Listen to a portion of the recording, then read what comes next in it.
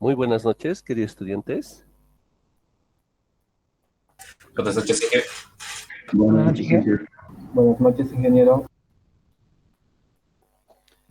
Bien, muy buenas noches. Como siempre, un gusto saludarles. Vamos a continuar con el avance de nuestra asignatura, recordando lo que hemos hecho la última clase. Estamos viendo el escurrimiento, ¿no? Entonces, hemos visto que para determinar el caudal máximo estamos manejando dos métodos, ¿no es cierto? Un método que es el método racional, que es el método más fácil, ¿no es cierto? Pero, sin embargo, hemos visto que el método racional está enfocado a cuencas, método racional, a cuencas cuyo área, hemos dicho que tiene que ser menor a 50 hectáreas, ¿no es cierto? Bien, ahora estamos viendo el otro método, que es el método del hidrograma unitario, ¿no? Bien, el método del hidrograma unitario, entonces hemos dicho que vamos a seguir tres pasos, ¿no? El primer paso que hemos visto en la última clase era la determinación de la tormenta de diseño, ¿no es cierto? De la tormenta de diseño. Entonces, hemos utilizado el método de los bloques alternos. Entonces, habíamos visto que la construcción, ¿no?, de esta tormenta sintética lo hemos realizado a partir de lo que eran las curvas PDF, ¿no es cierto? Y habíamos alternado colocando al tercio, ¿no?, la precipitación mayor, y de esa forma habíamos obtenido la tormenta de diseño, ¿verdad? Ahora vamos a ver lo que corresponde al concepto de lo que es la precipitación efectiva, ¿de acuerdo? Entonces, hoy nos vamos a enfocar a ver esto, ¿no? Luego tenemos la aplicación propiamente del hidrograma unitario, que lo vamos a hacer en la siguiente clase, ¿no? Bien, veamos entonces nuestro segundo paso, lo que corresponde a la precipitación efectiva, ¿ya? ¿Qué es la precipitación efectiva? Entonces representa lo siguiente. Tenemos la caída, ¿no es cierto?, de la precipitación, que va a corresponder al 100% del volumen de agua que estaría cayendo, ¿no?, sobre nuestra cuenca en estudio, ¿no? Este 100%. Pero ya sabemos, ¿no?, por lo que hemos visto en el método racional, no todo este porcentaje es lo que va a escurrir. Vamos a tener, pues, un conjunto de pérdidas, ¿no es cierto? Pérdidas, ¿no?, cuando caiga el agua sobre nuestra cuenca, ¿no? Y en realidad una cierta parte de este total, y lo que lo vamos a llamar la precipitación efectiva, ¿no? Entonces vamos a ver que la precipitación efectiva va a ser la precipitación, el total, el 100%, pero menos las pérdidas, ¿no es cierto? Entonces vamos a tener pérdidas de todo tipo, pérdidas por evaporación, vamos a tener pérdidas por infiltración, ¿no? Y todo ese conjunto va a estar aquí, las pérdidas, ¿no? Entonces, en realidad, eh, de ese volumen total del 100%, un cierto porcentaje es lo que se va a convertir en nuestra precipitación efectiva. Un cierto porcentaje de este 100% va a representar el escurrimiento, que lo estamos llamando la precipitación efectiva. ¿De acuerdo? Entonces, tomemos en cuenta esta ecuación que lo vemos ahí, ¿no? Que la precipitación efectiva es la precipitación menos las pérdidas, ¿no? Muy bien. Entonces, lo vamos a ver con detalle aquí. Entonces, hemos dicho que nuestra precipitación efectiva va a ser la precipitación menos estas pérdidas. Entonces vamos a considerar tres pérdidas, ¿no? Uno que se llama las pérdidas iniciales. A ver, ¿a qué se refiere cuando mencionamos el tema de lo que son las pérdidas iniciales? Entonces, si recordamos la experiencia de alguna vez cuando hemos estado bajo una tormenta, bajo una lluvia, entonces vamos a tener la caída de la lluvia. Entonces seguramente que recordaremos que, considerando que el suelo estaba seco, ¿no es cierto? Entonces nosotros ahí bajo la lluvia Entonces vamos a ver que cuando cae la lluvia, inicialmente se van a formar unas laminitas así pequeñas, ¿verdad? Primero va a haber el grado de humedecimiento de la superficie del suelo, ¿no es cierto? Es a veces un olorcito peculiar, ¿no? Que uno huele cuando se está produciendo el humedecimiento, ¿no? Y poco a poco esto se va humedeciendo cada vez más, ¿no? Y vamos a ver que se van a ir formando ciertos hilos de agua, ¿no es cierto? Que se van a juntar unas con las otras, ¿no? Entonces, pero sin embargo, vamos a tener justamente en la superficie del suelo unas ciertas depresiones que podríamos ir teniendo, ¿no? Entonces, que podría haber inicialmente la acumulación de agua, ¿no? En esos lugares. Y a medida que vaya cayendo esta agua, entonces vamos a tener ciertas retenciones de agua, ¿no? Lo que es bien característico, ¿no? Que cuando alguna vez estamos en campo nos vamos a cobijar, ¿no? Debajo de un árbol, ¿no? Entonces pasa que estando nosotros debajo del árbol, entonces todavía no hay caída directa del agua, ¿no? Porque sucede que el agua se está reteniendo en las hojas, ¿no? De la planta donde estamos cobijados. Entonces va a haber una cierta cantidad de agua que se está perdiendo, ¿no? Como pérdida. Entonces también una cierta cantidad de agua también queda retenida en la cubierta, ¿no? De las casas, ¿no? Entonces todo ese conjunto, ¿no? De agua, ¿no? Que se estaría reteniendo, lo llamamos pérdidas iniciales, ¿no?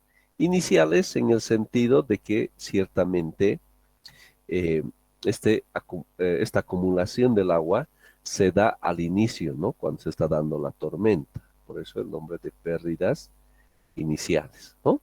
Vamos a ver un momento cuando esto ya esté totalmente saturado, cuando ya pues ya no pueda almacenar más agua, entonces vamos a tener caída. Entonces cuando ya nos retiramos del árbol, ¿no? Decimos ya, bueno, que vemos que también aquí ya estarían cayendo gotas de agua, ¿no?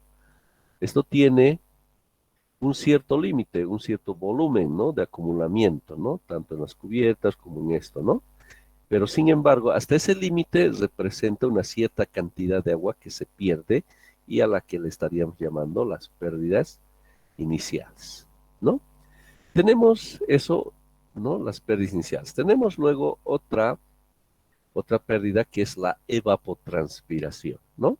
O sea, sabemos que esto representa dos medios de pérdida, la evaporación y la transpiración, ¿verdad? Cuando estas gotas de agua van cayendo, ¿no? Sobre la superficie terrestre, entonces justamente se da una evaporación, ¿no es cierto?, de lo que va a representar la superficie terrestre directamente donde habría caído estas gotas de agua, ¿no? Pero a su vez también tenemos la transpiración, ¿no? Que se estaría dando por las plantas, ¿no es cierto? La transpiración. También a medida que estas gotas van cayendo, también de esas gotas mismas se va produciendo lo que va a ser la evaporación, ¿no? Entonces, para poder facilitar el cálculo, se ha juntado, ¿no? En una palabra directamente estos procesos, tanto la evaporación como la transpiración, y lo llamamos la evapotranspiración. Entonces, también es otra pérdida de la cantidad de agua, ¿no? De ese 100% que hemos mencionado, que estaría cayendo, pues hay un porcentaje que también se estaría perdiendo como evapotranspiración. ¿Está bien? Y finalmente vamos a tener otra pérdida que representa pues la transpiración, ¿no? Perdón, una última pérdida que es la infiltración.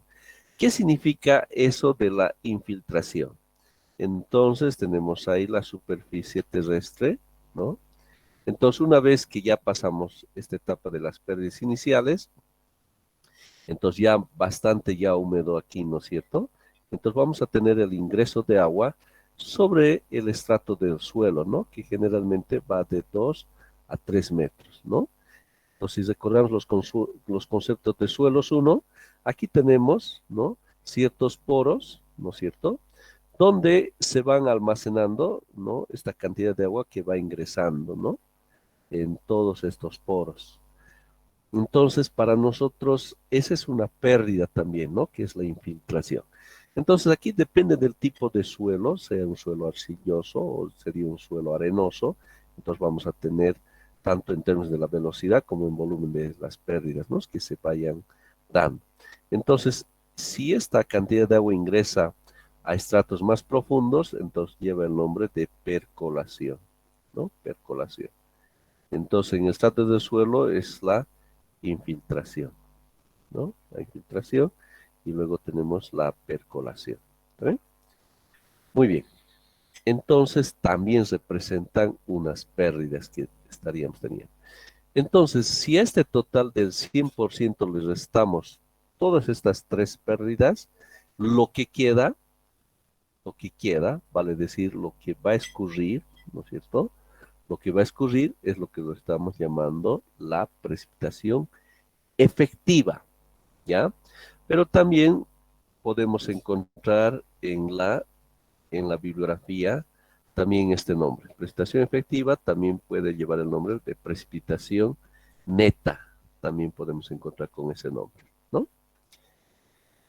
Bien, entonces lo vamos a ver a través de este esquema que tenemos aquí. La tormenta del que hemos obtenido en el primer paso, ¿no es cierto? A través del método de los bloques alternos va a representar este total, ¿no es cierto?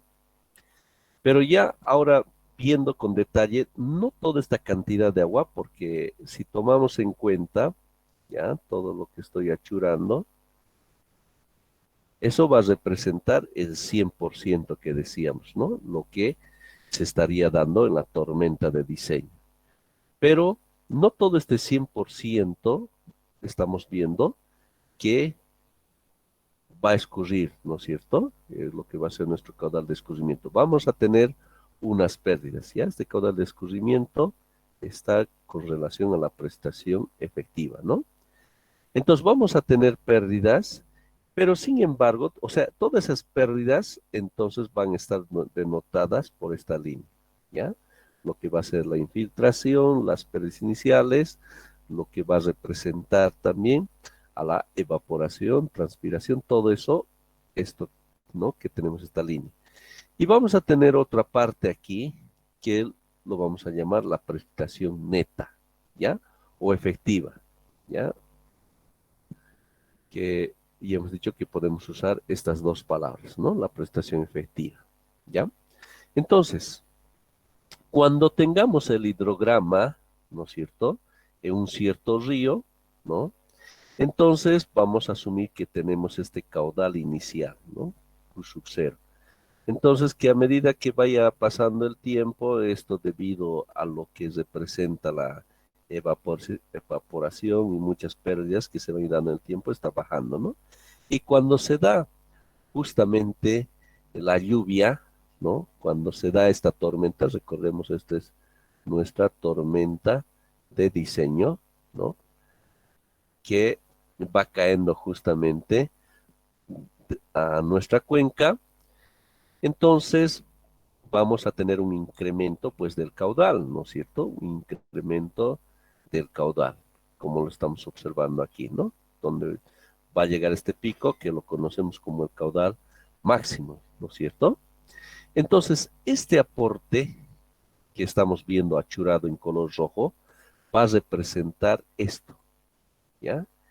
Eso, ¿ya? El caudal de escurrimiento.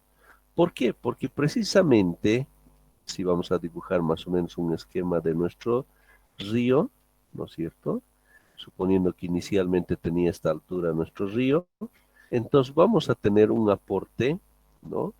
Un aporte ingreso directo de agua que es nuestro caudal de escurrimiento, que hemos dicho que en volúmenes representa la prestación efectiva, ¿no? Que estaría llegando. Entonces esto vamos a tener un incremento de la altura que, bueno, en términos de caudal se está produciendo este incremento que lo observamos, ¿no? Pero a su vez vamos a tener aportes laterales, ¿no es cierto? Que es nuestro caudal, ¿no? De agua subterránea, ¿no? Que aquí lo llamamos como escorrentía básica, ¿no?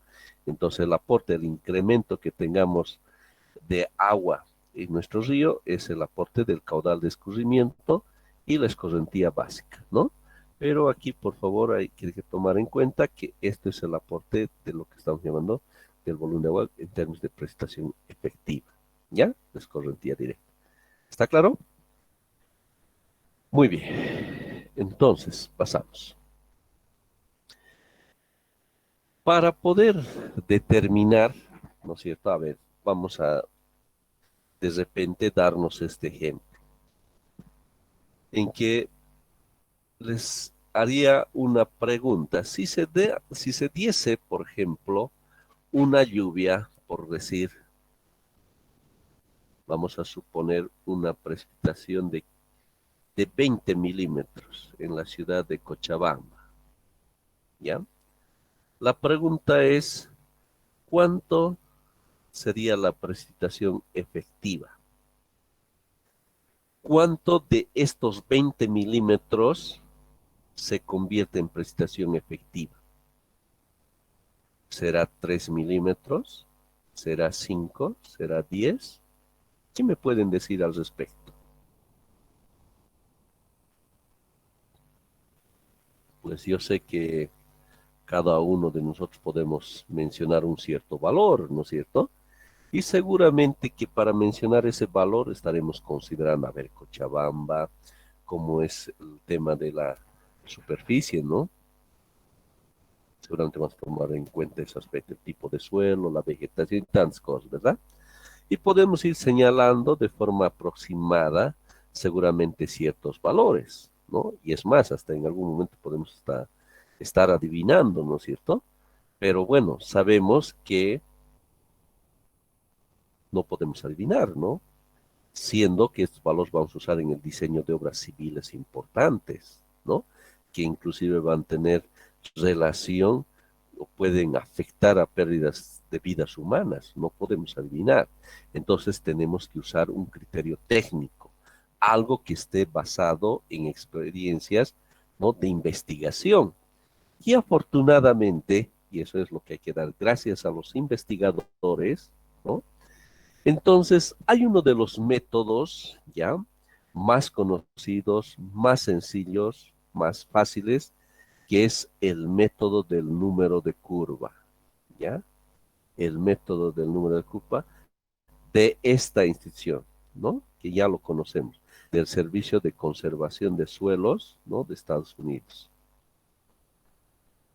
Entonces, esta institución se ha encargado de investigar, ¿ya? Hasta miles de cuencas, ¿no? Fruto de esa investigación, ellos han encontrado, ¿no?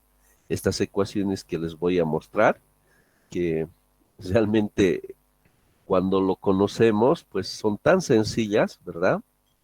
Pero sin embargo, si vamos por detrás en términos históricos, todo el sacrificio y el esfuerzo que ha tenido que resultar, alguien de este grupo, ¿no? De esta institución, han tenido que ir a hacer trabajos de campo, han tenido que medir, han tenido que subir montañas, sudar la gota gorda.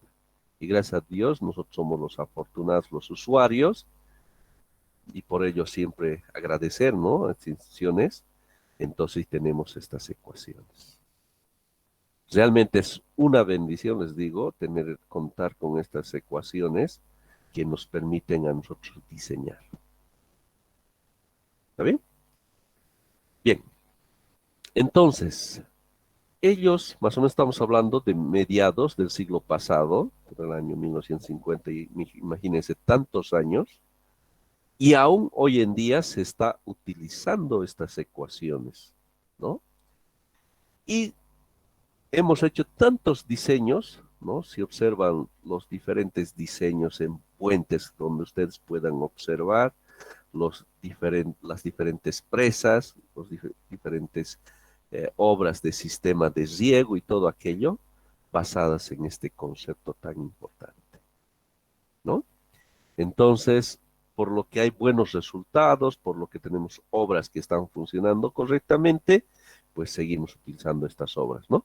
De otra manera, ahora como estamos en un mundo globalizado y como la información es tan rápida e inmediata, pues si habría algún percance, ¿no? Con estas ecuaciones, pues Alguien escribiría y diría, yo diseñé, usé estas ecuaciones, me, me ha ido una catástrofe, han fallado estas obras, ha habido pérdidas humanas, bien, aconsejamos al mundo entero no usar, ¿no? Pero bueno, no hay esos reportes y tenemos la confianza absoluta de usar estas ecuaciones, ¿no? Entonces, ¿qué son estas ecuaciones? Pues observen, aquí la precipitación efectiva, que es la que nos interesa, que es lo que les estaba preguntando. Si se da una lluvia de 20 minutos, ¿cuánto sería la precipitación efectiva? Tenemos la fortuna de tener esta ecuación, ¿no? Fruto de la investigación que les comentaba. Y miren, cuán fácil podemos calcular, ¿no? Y observamos que la precipitación efectiva depende de este parámetro, depende de ese, ¿no es cierto? Bueno, ese depende de Cn. En realidad, la precipitación efectiva depende de qué? Depende solamente de esta variable Cn, ¿no? Y este Cn que estamos viendo ahí se llama el número de curva. Por eso el nombre método del número de curva, ¿ya? Pero bueno, Cn viene del inglés curve number, ¿no? ¿No? Número de curva, ¿ya? Muy bien, entonces la prestación efectiva en términos de milímetros, P es la prestación en consideración, la que hemos dicho, que estaría ingresando a nuestra cuenca, ¿no? Una cierta prestación P, que representa el 100%, ¿no? De la lluvia que estaría cayendo. Entonces ahí lo tenemos P, en términos de milímetros, ¿no? Y ese que es una variable intermedia, ¿no? Que representa la abstracción máxima, ¿no? La pérdida máxima, ¿no? Que varía espacialmente debido a los cambios en el suelo, uso de suelo y pendiente. ¿Está bien? Pero aquí la clave y lo que realmente vamos a enfatizar fuerte es el Cn, ¿ya? El número de curva. Bien, estudiemos entonces el número de curva, que la presentación efectiva depende de esto, ¿verdad? ¿Qué es el número de curva? Pues precisamente lo siguiente, ¿ya? Si lo observamos en términos de esta gráfica que tenemos, tenemos aquí el CN, aquí en esta gráfica de 40 al 100, ¿no es cierto? Entonces, ciertas lluvias, ¿no? Que podemos, por ejemplo, considerar eh, esta lluvia, aquí lo estamos viendo en términos de pulgadas. Entonces, el CN depende de las características de nuestro suelo, ¿ya? Si tendríamos un CN, digamos aquí lo estamos tomando como 60, cruzamos con esta curva y nos estaría saliendo algo aproximado a 5 más o menos pulgadas, ¿no es cierto? Vale decir, de los 10 milímetros, ¿no? De lluvia que se estaría dando, entonces tenemos este escurrimiento directo de 5 milímetros, ¿no? Pero ¿qué tal si incrementamos? De repente tomaría, a ver si aquí habíamos tomado 60, ¿qué tal si tomásemos el valor de 80? Entonces, si tomo el valor de 80, esto cruzo, ¿dónde está? 80, por aquí, ¿no? Cruzo, entonces hago también aquí la proyección correspondiente y ya algo de 7,5, ¿no es cierto? O sea, si observamos a mayor valor del Cn, ¿no? O sea, del valor de 10 milímetros, entonces escurrimiento se está convirtiendo 7,5. Si el Cn estaría disminuyendo, ¿no? Por ejemplo, a ver, aquí vamos a tomar uno de 40 también.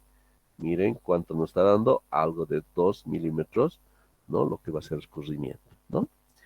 Seguramente que mientras estoy mencionando esto del CN, seguramente se les está haciendo familiar con un concepto que ya hemos visto, que es el C. ¿Se acuerdan? ¿Qué se llamaba ese C en el método racional? ¿Alguien se acuerda? A ver si nos acordamos, pueden escribir en el chat qué se llamaba ese C que hemos visto en el método racional.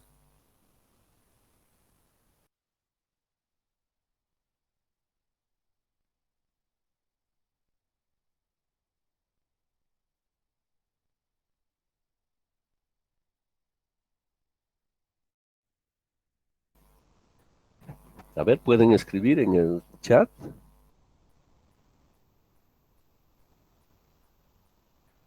Exactamente, exactamente. Muchas gracias, Marco Antonio Jesús, Saraí Ruth Carvajal, Irán Nadia Pazzi, Gonzalo García, Noemar Fernando Aguilar, José Limber Montaño, Alex Ortiz Díaz y Álvaro Alberto García. Excelente. Se llama el coeficiente de escurrimiento, ¿no? No hay que olvidarse, este concepto es muy importante. El coeficiente de escurrimiento, ¿no? Habíamos visto que va de 0 hasta 1, ¿no? Sus valores. Y si recordamos, habíamos visto que, les había dicho que no olvidemos de esta palabra, escurrimiento, ¿no es cierto? Entonces, si la superficie fuera de vidrio, ¿no? Si la superficie, habíamos dicho, no nos olvidemos de eso, ¿no? Si fuera vidrio, entonces si yo estaría lloviendo el 100%, ¿no? Pues el escurrimiento, el escurrimiento, pues sería ese 100%, ¿no? Vale decir C igual a 1, ¿verdad? Entonces, por eso el nombre de escurrimiento, el porcentaje que estaría escurriendo, ¿no? 1. Entonces va de 0 a 1. Si fuera esponja, significaría pues que todo se estaría infiltrando, ¿no? Por ende, el escurrimiento sería pues 0, no habría nada para escurrir, ¿no? Algo similar va con el CN y les adelanto que el CN va de 0 a 100 sus valores, ¿no? Y observen aquí, nos dice lo mismo, si fuera un valor grande, pues observamos que el escurrimiento es mayor y si es menor. Entonces uno diría, ah, qué interesante, hay una correlación con esto. Entonces, si en C es 0,5, en el CN va a ser 50. Si C es 0,7, entonces N es 70, como que induciría, ¿no? A pensar así. Sí, es el mismo concepto que también trata con el escurrimiento, pero no hay esa relación directa en valores, ¿ya? No hay, ¿ya? Pero eso sí, hay esas tendencias. Entonces, ya sabemos que representa un C, un coeficiente de escurrimiento grande, entonces también es un CN que corresponde a un valor grande, ¿ya? Entonces, habíamos visto que el coeficiente de escurrimiento lo obtenemos a través de unas tablas. El CN tiene su propio procedimiento que ahora lo vamos a ver, pero quiero por favor destacar que no es lo mismo, no podemos hacer esa relación directa, que si C es 0,85, aquí es 85, no hay eso, ¿ya? Por favor. Entonces, ¿cómo determinamos el CN? Y entonces aquí vamos a encontrar una tabla, esta es la tabla original de los creadores de este método, ¿no? Del Servicio de Conservación del Suelo. Entonces, estos señores han considerado, ya, es muy importante considerar el estado de humedad del suelo, ¿ya? Entonces, para eso, considera lo siguiente: condición de humedad antecedente 1, condición de humedad antecedente 2 y condición de humedad antecedente 3. Esto es el estado seco, esto es el estado húmedo y esto es el estado intermedio, ¿ya? En una condición media. Entonces, esta tabla, que si ingresamos a internet y ponemos la palabra tabla para CN, nos va a aparecer miles de esta tabla, ¿ya? Entonces, estas tablas están para la situación intermedia, ¿no? Condición de humedad antecedente 2, ¿ya? Entonces, ¿de qué depende el CN? Depende de lo siguiente, dos factores. Uno, lo que es el uso del suelo, y el otro factor importante que depende del grupo hidrológico del suelo. Para determinar CN, entonces depende de esto, del uso del suelo y del grupo hidrológico del suelo.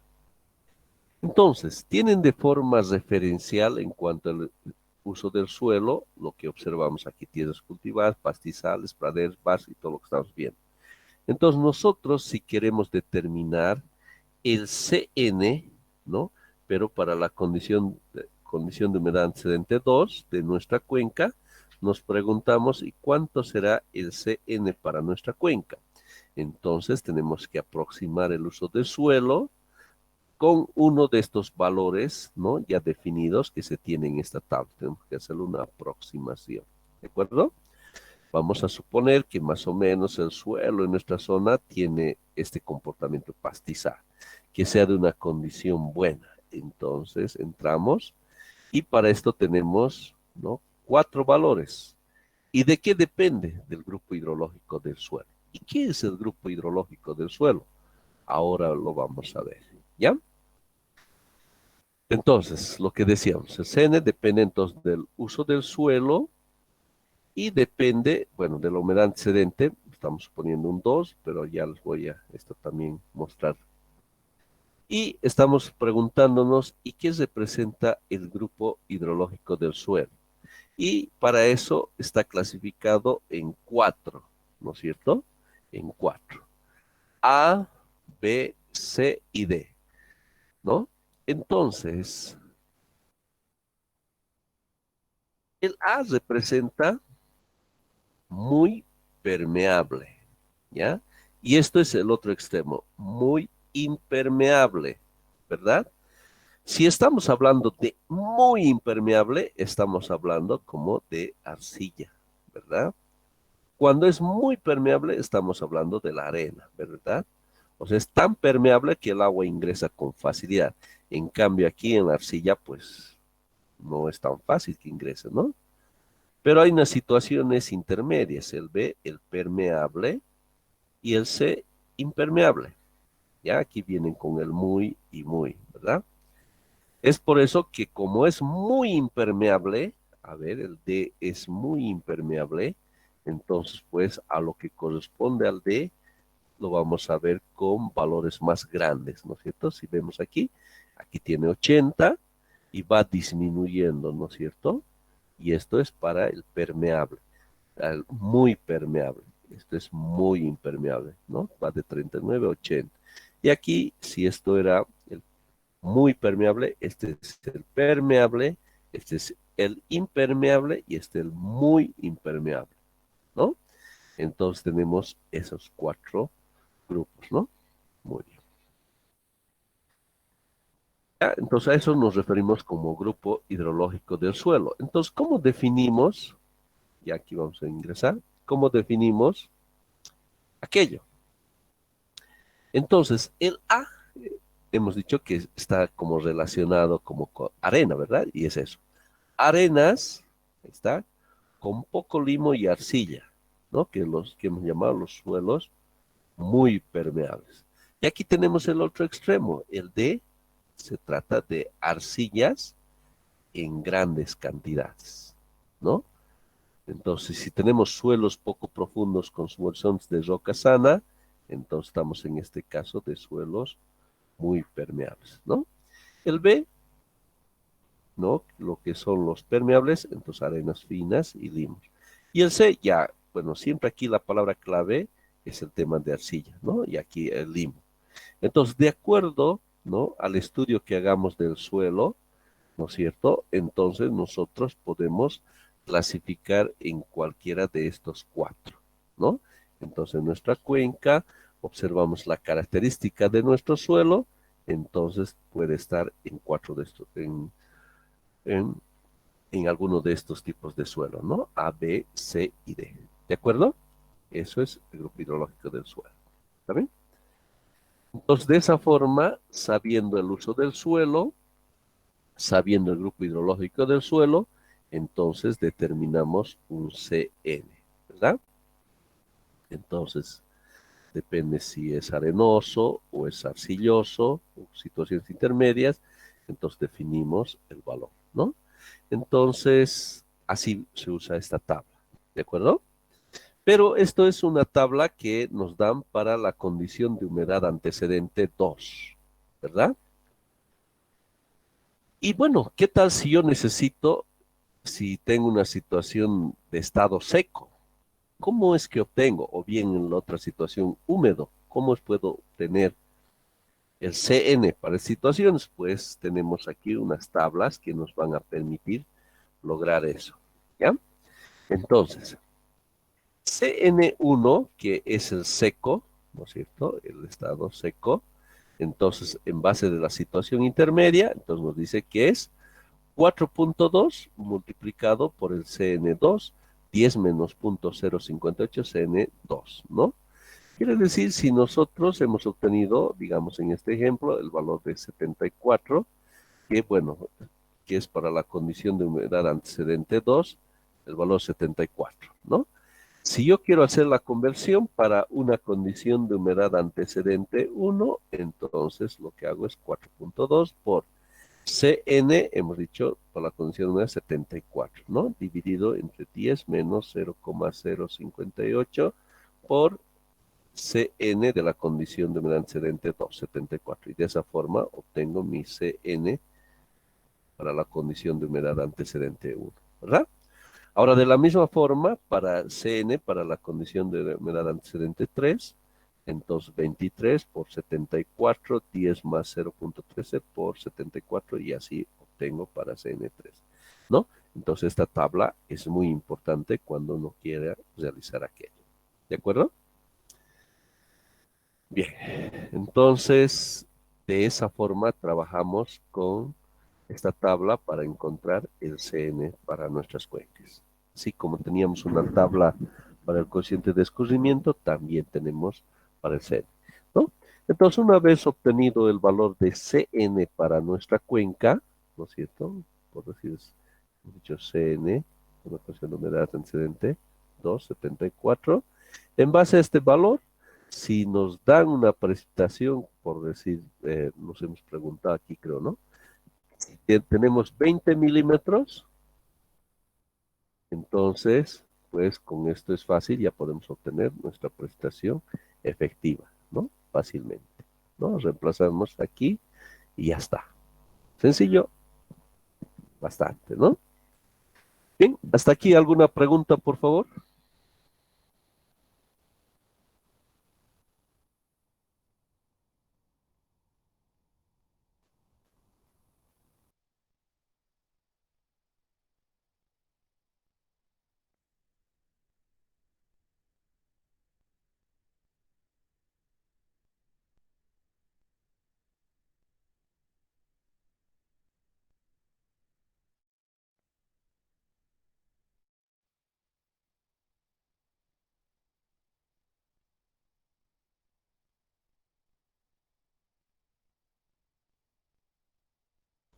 Bien, entonces vamos a hacer un ejercicio, algo rapidito para comprender esto, ¿no? Veamos este ejemplo. Averiguar, nos dice la lámina de escorrentía directa que es de esperar ocurre en una cuenca natural con número de curvas representativas 60, ¿no? Ya nos están dando el valor de SN, 60, como consecuencia de una tormenta de 100 milímetros. Entonces ya tenemos de 100 milímetros, ¿no? Y solo es cuestión de reemplazar aquí en esa ecuación que os he mencionado. Aquí tenemos el CN que estamos reemplazando. S nos da entonces 169.3. Entonces la prestación efectiva depende de S, ¿no? Es el valor que hemos sacado, reemplazamos y obtenemos la prestación efectiva, ¿no? De 23,6, ¿no? O sea, ha llovido ¿cuánto? Ha llovido 100 milímetros, ¿no? Y de esos 100 milímetros, 23,6 habría escurrido, ¿no? Entonces, si observamos así, ahí tenemos nuestra cuenca, tenemos una precipitación de 100 milímetros, ¿no? Entonces, la pregunta, ¿cuánto han sido las pérdidas que se han tenido?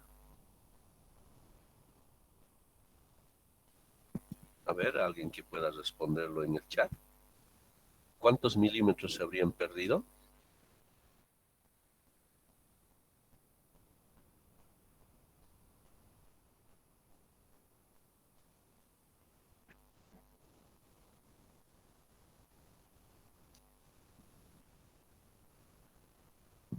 Excelente. 76.4, ¿verdad? Muchas gracias, Álvaro. Marco Antonio Jesús, José Limber, Saúl, Álvaro Ávila, Grover Pinto, Gonzalo García, Saraí Ruth Carvajal. Muchas gracias, excelente sus respuestas, ¿verdad? O sea, sería el complemento, ¿verdad? Entonces las pérdidas son 76,4 que se han perdido. ¿En qué se han perdido? No nos olvidemos, hay tres, ¿no? Formas en que se pierden. Las pérdidas iniciales, ¿no es cierto? Las pérdidas iniciales, que también se llama esto I sub A, que lleva ese nombre, ¿no? Pérdidas iniciales, también se tienen la evapotranspiración, también es otra pérdida, y la infiltración, ¿no es cierto? En estrés. ¿Cuánto entonces? 76,4. Entonces, una vez que se ha perdido en todo aquello, entonces hay una cierta parte que se ha convertido en prestación efectiva, que es 23,6 milímetros, ¿no? Que es nuestro caudal de escurrimiento, ¿no? 23,6. ¿De acuerdo? Muy bien. Entonces, ya está. Sin embargo, también vamos a encontrar, también este caso, que lo vamos a ver con este ejemplo para comprenderlo un poco más, ¿ya? Vamos a ver entonces el ejemplo 2, ¿no? Lo siguiente, averiguar la lámina de escorrentía directa que es de esperar ocurra en una cuenca natural con número de curvas representativa 83,8.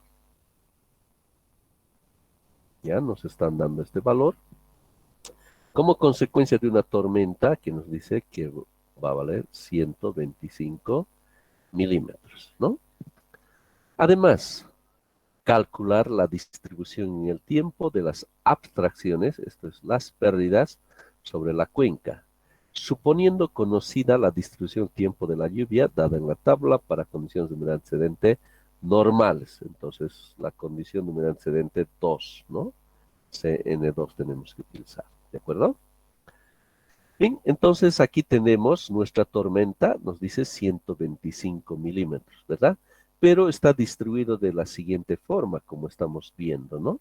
En la primera hora, entonces ha dado 4,7, en la segunda hora 21. Bueno, esto es con carácter acumulado, ¿no es cierto? Acumulado. Entonces tendríamos que, si queremos de forma separada en términos de bloque, entonces tendríamos que separar, ¿no? 4,7, 21 menos 4,7, y eso lo vamos a tener distribuido de la siguiente forma del ejercicio, ¿no? Entonces tenemos ahí, y seguramente les es familiar, pues esto es nuestra tormenta de diseño, ¿no es cierto? Nuestra tormenta de diseño que nosotros hemos aprendido a calcularlo a partir del método de los bloques alternos, ¿no? Método de los bloques alternos. Entonces, de esa forma vamos a tener nuestra tormenta de diseño, ¿verdad? De nosotros, pero en nuestro caso, en el tercio va a estar el máximo, ¿verdad? Muy bien. Entonces, tenemos aquí todo lo que representa las lluvias, pero una cierta cantidad que se ha convertido en prestación efectiva. Entonces, nos está pidiendo la distribución de las abstracciones. Entonces, ¿cómo lo hacemos? Entonces, no olvidemos nuestra ecuacióncita, S, que es 25,4, entonces tenemos el Cn de valor, entonces nuestro S, ¿no? La abstracción máxima, 49,1, ¿ya? Ahora, aquí vamos a revisar este esquema para comprender mejor lo que nos están pidiendo. Vamos a suponer lo que estamos ahí graficando de esta forma, ¿ya? Esa es nuestra tormenta de diseño, ¿ya? Que lo tenemos ahí. Esta es nuestra tormenta de diseño, ¿ya? Bien, pero resulta que de este total, ¿no es cierto? Hay una cierta parte que se va a convertir en prestación efectiva y más o menos lo estamos calculando, lo que tenemos achurado, ¿ya? Lo que lo tenemos achurado es nuestra prestación efectiva o precipitación neta, ¿verdad? Lo que hemos dicho que se va a convertir en el caudal de escurrimiento, ¿no? Y tenemos pérdidas, y las pérdidas, ¿ya? los vamos a ver a través de estos dos términos. Uno, el I sub A, ya, que van a ser nuestras pérdidas iniciales, ¿ya? Y el FA, ¿ya? Que va a representar las otras pérdidas. ¿Qué otras pérdidas tenemos? La evapotranspiración y la otra pérdida es la infiltración, ¿ya? Entonces la suma de estas dos pérdidas va a representar estas pérdidas acumuladas, ¿ya? El resto. A ver, si interpretamos esta gráfica, esta curva, ¿sí? Suponiendo que tenemos ahí la superficie de nuestro suelo, ¿no es cierto? Que una situación inicial, ¿verdad? Va a estar seco, ¿no es cierto? Entonces, por eso que esto es el tiempo, ¿ya? Este es el tiempo. Entonces, ¿qué pasa? Que inicialmente, pues vamos a tener harta pérdida, ¿no es cierto? Como estamos viendo esta vertical. Pero a medida que pasa el tiempo, por supuesto, habiendo en el tiempo más ingresos de más agua, esto se va a ir saturando, ¿no es cierto? Los poros que tendríamos ahí en el suelo. Entonces, como se va a ir saturando a medida que pasa el tiempo, las pérdidas, ¿no? Por infiltración y por evapotranspiración, especialmente la infiltración, va a ir disminuyendo en el tiempo. Por eso es que la gráfica va de esta forma, ¿ya? Esta pérdida acumulada, ¿ya? Entonces aquí en una primera instancia consideramos toda la pérdida inicial. Entonces han hecho un estudio y han encontrado que estas pérdidas iniciales representan el 20% de la abstracción máxima, ¿ya? Entonces, si la abstracción máxima es 49.1, entonces el 20% de eso va a ser 9.8. O sea que 9.8 milímetros, ¿cuántos milímetros tenemos? Inicio, tenemos 125 milímetros, ¿verdad? Bueno, el total que habría llovido, ¿no es cierto? De ese total que habría llovido, entonces 9.8 se van como pérdidas iniciales, ¿ya? Entonces tenemos ahí, no nos olvidemos, nuestras pérdidas, ahora los vamos a conocer de esta forma, ¿no? Las pérdidas iniciales y las pérdidas acumuladas, ¿no? Entonces en pérdidas iniciales se estaría dando 9.8, ¿verdad? Para pérdidas acumuladas, en el tiempo se va a producir esta disminución, ¿verdad? Hasta ahí está el concepto claro, ¿no? Entonces, es por eso que la prestación es la prestación efectiva más pérdidas iniciales más las pérdidas acumuladas totales, ¿ya? Bien, para eso vamos a hacer una tabla, ¿ya? Una tabla como la que les estoy mostrando. Aquí tenemos columna 1, columna 2, 3, 4, 5 y 6, ¿ya? 6. Entonces vamos a trabajar con cada columna, ¿ya? Aquí columna 1, 2, 3, 4, 5 y 6 para comprenderlo mejor, ¿ya? Entonces, hagamos.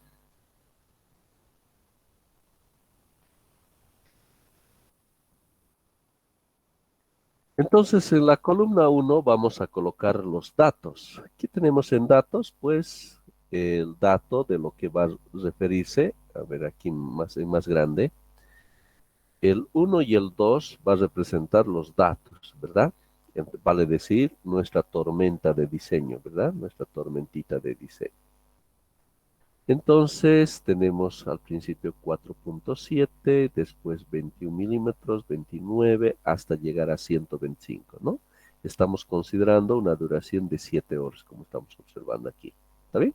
Entonces, estos son los datos.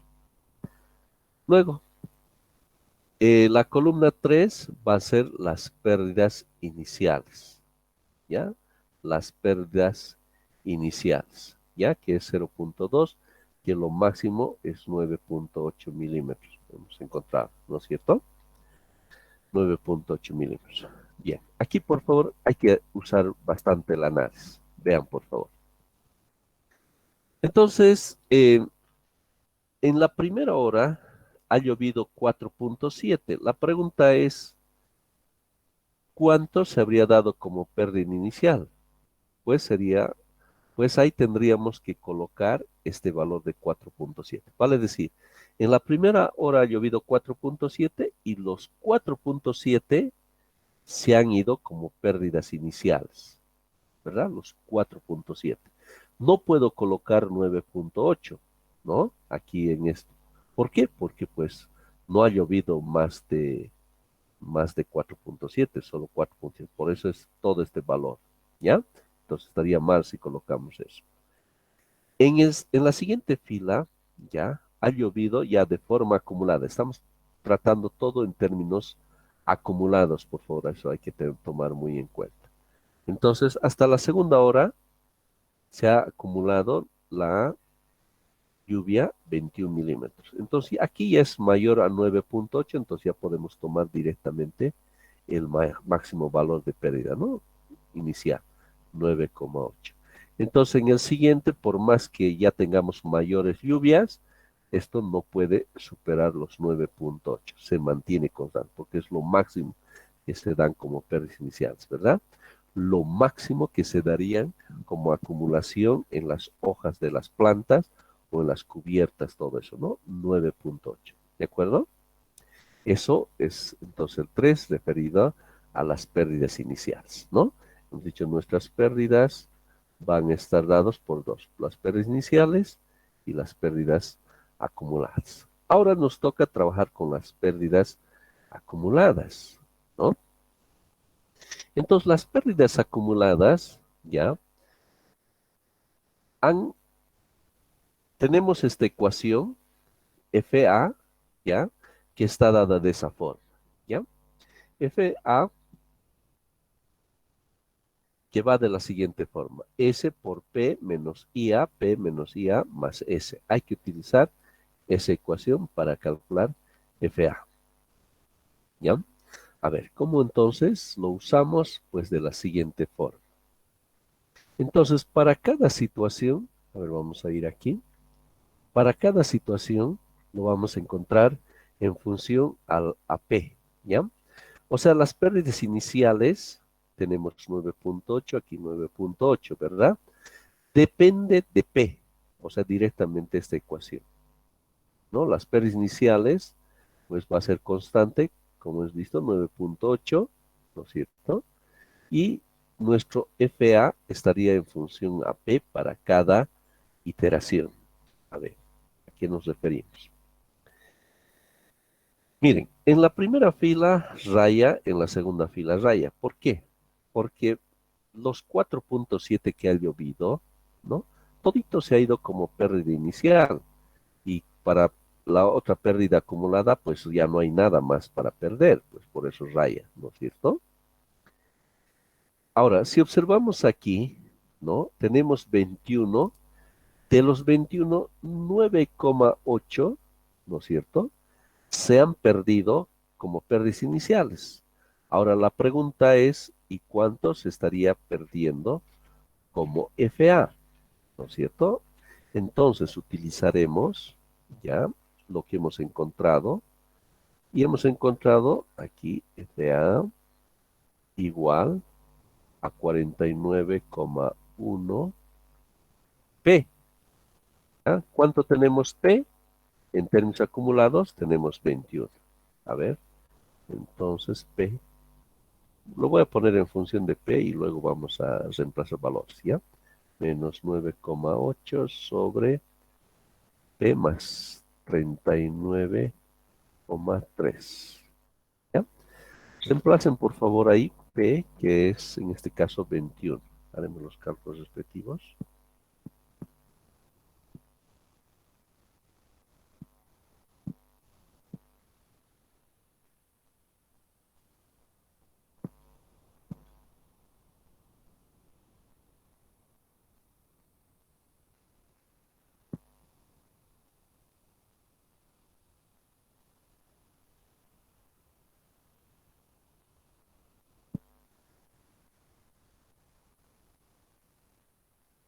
¿Cuánto les salió? Entonces, FA en función de P igual, ¿cuánto he tomado? 21. Entonces me estaría saliendo 9,1 me salió. Excelente. Muy bien, sus respuestas: Gonzalo García, Nelsi, Irán, Esaú, Grover Pinto, Irán, Nadia, Patsy. Muchas gracias. Sale 9.1, ¿no? Entonces significa que 9.8 en la segunda hora, estamos hablando las pérdidas, por ejemplo, para la segunda hora, ¿ya? Entonces, para la segunda hora, las pérdidas inicial no cambian. Bueno, en este caso, la segunda hora, sí, 9.8 se habría dado como pérdida y el FA se habría dado 9,1, ¿no? Como la pérdida acumulada. Entonces, si sumamos ambos, a ver cuánto nos da la suma. 8, a ver, la suma, las pérdidas totales, va a ser 9 más 9, 18.9. Como ha llovido 21 milímetros, ¿no? Bueno, estas son las pérdidas, que no es la P, sino pérdidas. Entonces, si P es igual a la prestación efectiva más la pérdida inicial más la pérdida acumulada, entonces la prestación efectiva sería P menos IA menos FA. Entonces, para ese ciclo P, o para esa hora, P es 21, ¿no es cierto? Reemplazar 21 menos la pérdida inicial, hemos dicho, 9,8 menos la pérdida acumulada, 9,1. Entonces, ¿cuánto nos da la prestación efectiva haciendo operaciones? Nos daría 2,1, ¿verdad? Que ya es este valor que estamos encontrando, ¿ya? Entonces, la lluvia neta o la prestación efectiva, entonces es cuestión de hacer las restas respectivas, ¿no? Aquí ponemos 0, 0 porque, bueno, aquí pues todo es 0, 0. Aquí todo se ha ido como pérdida inicial, entonces no queda nada para la lluvia efectiva, ¿no es cierto? La prestación efectiva 0 porque todo se ha ido como pérdida inicial. Pero aquí, ¿no? Tenemos pérdida inicial, tenemos una pérdida acumulada y queda alguito, ¿no es cierto?, para que se convierta en prestación efectiva y ese es nuestro valor 2,1. ¿De acuerdo? Muy bien, pero aquí en términos acumulados. ¿De acuerdo? Muy bien, para el siguiente hacemos lo mismo el proceso, ¿no? La pérdida inicial 14.1, entonces, pero ya reemplazando aquí, ¿no? En función de P. Entonces reemplazamos 29.6, eso nos sale 14.1 y haciendo las restas por lo que estamos viendo, que esto es para la fila 5, este proceso, ¿no? Entonces nos da 5.7. Y lo mismo en cada paso, entonces ahí tenemos las prestaciones efectivas y acumuladas, ¿no? Bien, ahora, pero esto es en términos acumulados. Si yo quiero en cada caso más o menos sacar la neta, ¿no? De lo que es, entonces tendría que hacer las restas, ¿no? 2,1, ese 3.7 va a ser 5.7 menos el anterior 2.1, ¿no? Esto también va a ser la resta del 29.9 menos 5.7 y así en cada caso. Y lo que nos estaba pidiendo en el ejercicio, pues era eso, ¿no? Calcular la distribución del tiempo de las abstracciones sobre la cuenca, las pérdidas que se tendrían en nuestra cuenca, que serían todas las pérdidas que tenemos, ¿no? Y la prestación efectiva, pues sería eso, ¿no? Lo que tenemos ahí. Entonces, 3.1, 3.6, 15.2. Miren, aquí en este punto tenemos mayores pérdidas, ¿no? Es decir, más lluvia efectiva, ¿no? ¿Está bien? Entonces, el comportamiento lo tenemos algo como lo estamos viendo aquí, ¿no? En función a los valores. ¿De acuerdo? Ese es el procedimiento que hay que seguir. Entonces, lo que nos estamos preguntando, si se da una lluvia, ¿no? ¿Y cómo sería la distribución de la prestación efectiva? Pues de esta forma, ¿no? ¿De acuerdo? Y miren lo que les estaba comentando de las pérdidas acumuladas. A medida que pasa el tiempo, pues las pérdidas son mucho mayores, ¿no? Mucho mayores. Y bueno, pero van a ir disminuyendo. Si hacemos la resta respectiva, ¿no? Vamos a ver que al principio se pierde bastante y luego se van perdiendo va a ir disminuyendo esas pérdidas acumuladas, ¿no? En el tiempo, va a ir disminuyendo. ¿Ya? Muy bien, ¿alguna pregunta, por favor, hasta aquí?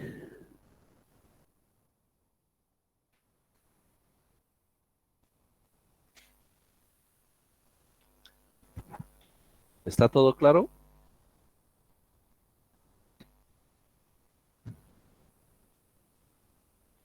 Muy bien, el silencio me dice mucho que está todo claro.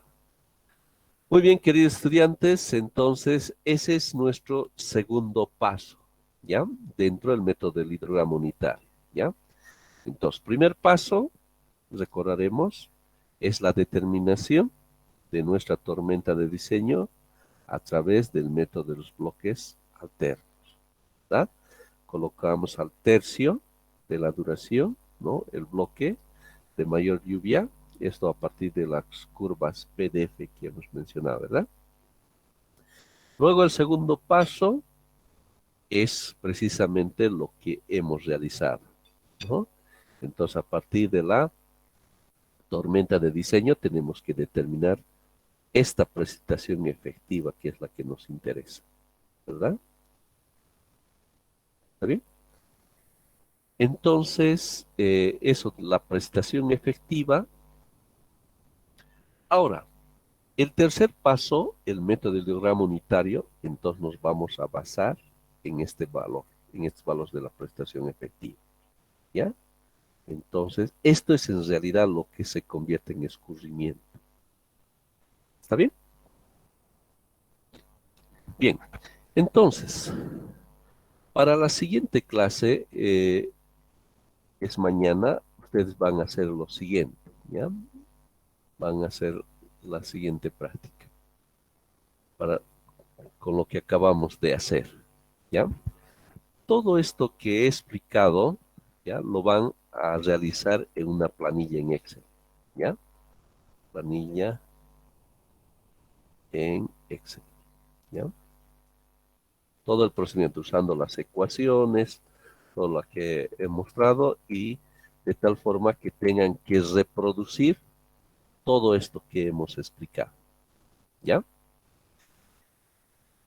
Entonces, una vez que hayan encontrado esta tabla, ¿ya? Toda esta tabla, entonces el segundo paso es graficar, ¿ya? Graficar este comportamiento. Esto en base a estos valores que han sacado, ¿ya? Tienen que graficar. Esa gráfica, entonces, eso por favor entonces, primer paso de planilla en Excel, ¿no? Hasta planilla en Excel y obtener la tabla. Y luego dos, graficar, ¿ya? Esto de graficar, entonces voy a dejar a su creatividad, ¿ya? A su creatividad, usen cualquier software que ustedes gusten o en el mismo software, en Excel, entonces de tal forma que pueda graficar esto, ¿ya? Entonces le pueden dar un nombrecito y su A, FA, una cosa así, ¿no? Sorpréndanme ustedes, ¿ya? Entonces, eso abierto a su creatividad, ¿de acuerdo? Entonces, esto que hayan realizado, porque mañana vamos a trabajar en función de eso. Por eso tiene que estar bien claro este concepto, ¿ya? Y tienen que trabajar.